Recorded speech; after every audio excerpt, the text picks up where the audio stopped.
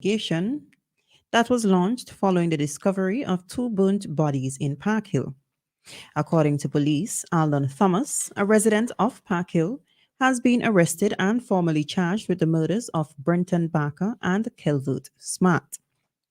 The alleged offences occurred between April 6th and April 9th, 2024, within the 2nd Magisterial District of St. Vincent and the Grenadines. It is claimed that Thomas, with malice aforethought, unlawfully caused the deaths of Mr. Barker and Mr. Smart by an unlawful act. The partially burnt bodies of the two men were discovered on Monday, April 8th. Charges were brought against Thomas just 2 days later. The RSVGPF, in an official release, said it is committed to ensuring a thorough and just investigation into this matter, encouraging anyone with information that may be of use to reach out to them. 15 farmers of District 8 North participated in a training exercise at Orange Hill on the grounds of the Agricultural Training Institute. Extension officer responsible for the district, Mrs. Pamela Kirby Aston, held a method demonstration to show and compare the recommended trench method of growing ginger versus the traditional way currently practiced by farmers.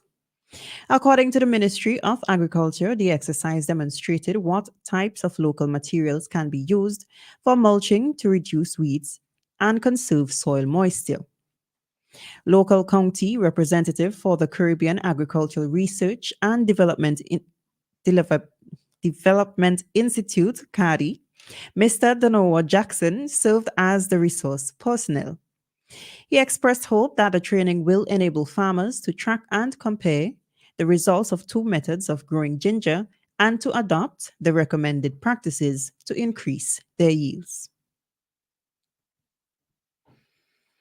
Still on the local scene, in a strategic operation conducted on 9th April 2024, the Rapid Response Unit, RRU, of the Royal St. Vincent and the Grenadines Police Force, RSVGPF, executed a search which resulted in the seizure of illegal weaponry and ammunition at the Camden Park port.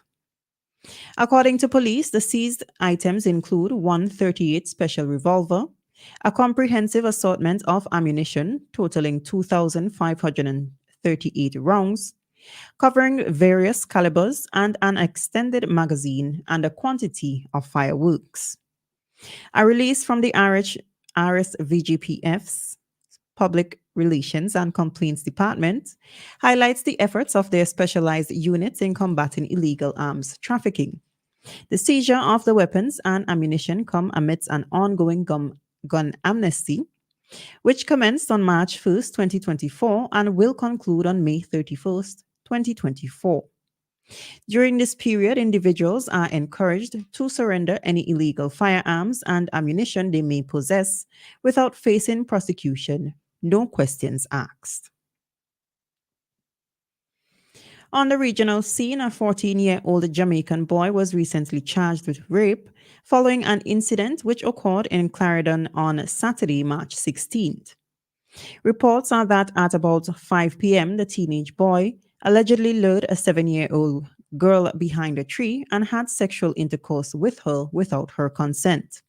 On Tuesday, April 9th, the teen was pointed out to the police in the presence of his parent. He is scheduled to appear in the Clarendon Parish Court in Maypen later this month. Grenada is set to receive more assistance from Cuba under fresh agreements that are arranged to be signed in Havana this week as the island's prime minister embarks on his first official visit. Grenadian Prime Minister Dickon Mitchell heads a delegation that includes 4 of his senior ministers on the visit to Cuba, where they are scheduled to sign 9 memoranda of understanding, including upgraded agreements in health and education. Memoranda covering cooperation in agriculture and fisheries, climate resilience, infrastructural development, culture and creative cooperation, tourism and sports will also be linked. It is the first official visit to Havana by a Grenadian leader in a decade. Finally, on the international scene, a severe weather system has caused widespread flooding and tornadoes, bringing storm damage to the U.S. South. Large areas across the states of Louisiana, Mississippi, and Alabama were affected, according to the National Weather Service. One death was earlier reported in Scott County, Mississippi, about 200 miles north of New Orleans. The Mississippi Emergency Management Agency did not give further details about Tuesday's incident or the cause of death. A second person was reportedly injured. Amid severe conditions on Wednesday, tracking site poweroutage.us showed a peak of more than 200,000 customers across the region without power, a number that reduced over time. Flash flooding was reported in the New Orleans area, where more than a month's worth of rain was recorded over just a few hours, and several suspected tornadoes also caused damage across the Gulf Coast region. This has been WeFM's 3 p.m. news. I have been your presenter, Jessica Klein. Join us again at 5:30 p.m. for WeFM's evening news, and we thank you for listening.